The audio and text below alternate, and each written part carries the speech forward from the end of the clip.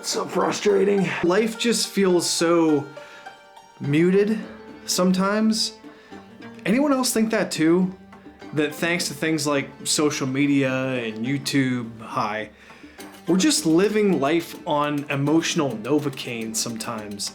And it sucks. And it was a sickness that I didn't even realize I had until 2022, whenever I got back into reading books.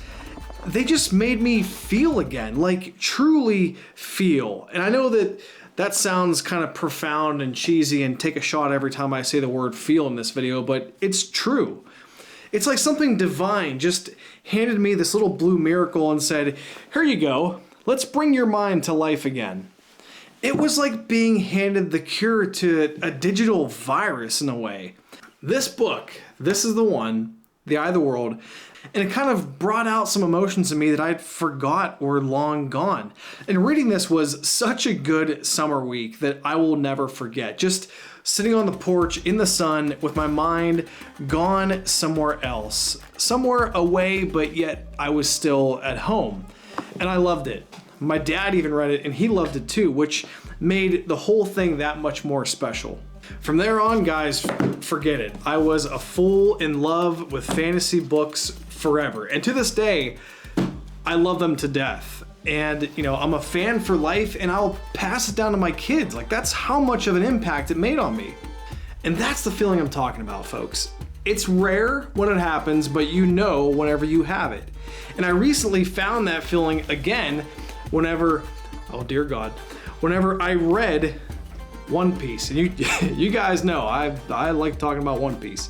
You're probably all sick of me gushing over it. And that's, you know, that's okay, because the story, the characters, all of it is just total sunshine for me.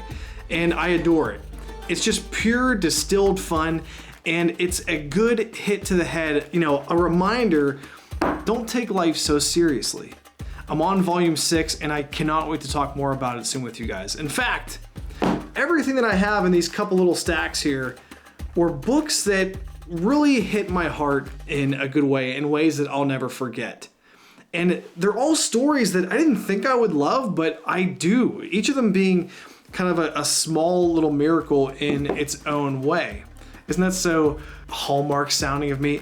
Oh, these are a small little miracle in their own special way. But the crazy part is that doesn't happen with every single book I read. Certainly not every book that I read in the fantasy genre.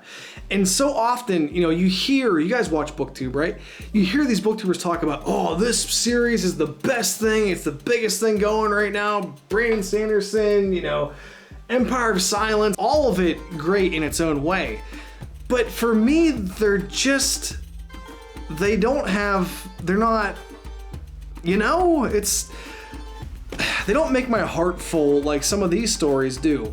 And they're not breaking that barrier in my mind, and they're not speaking to that inner part of me. The part of me that so wants to be spoken to, but the door to that place has a million locks on it.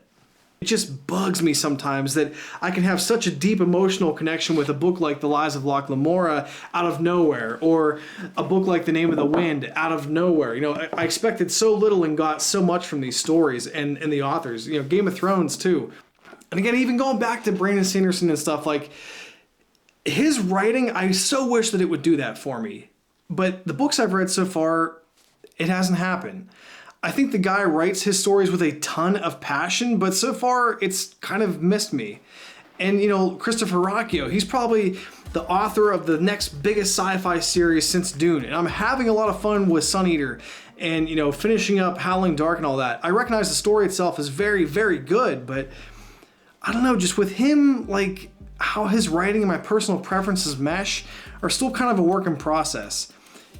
But the best part for me, and probably a lot of you out there, is that we're still on the tip of the fantasy iceberg, right? There's so much out there, so many authors with so much pedigree and so much cool stuff yet to read, that there's a ton of opportunity for that next special thing to come across our eyes and our mind. And that's what it feels like I'm always on the hunt for. And that it's so frustrating with so many different popular series in fantasy that they all don't speak to me, and I wish they did. That's probably just the nature of it, you know? And so, dear viewers, I want to ask you, what books or book series speak to you? What books kind of reached you in a way that you didn't expect them to? It's a little bit of a deep conversation, but I want to have it in the comment section below. And the best part is, maybe because of you, someone out there will find the next thing that they love. I could find it, you know? And that's what this is all about. The feeling of sharing these personal yet awesome experiences and wanting those experiences to happen for each other. So to end it, again, for me, One Piece lately came around. It was fantastic. Game of Thrones spoke to me. Lies of Locke Lamora became my favorite book of all time out of nowhere. And that's what BookTube and reading is all about. That's when it's the most fun.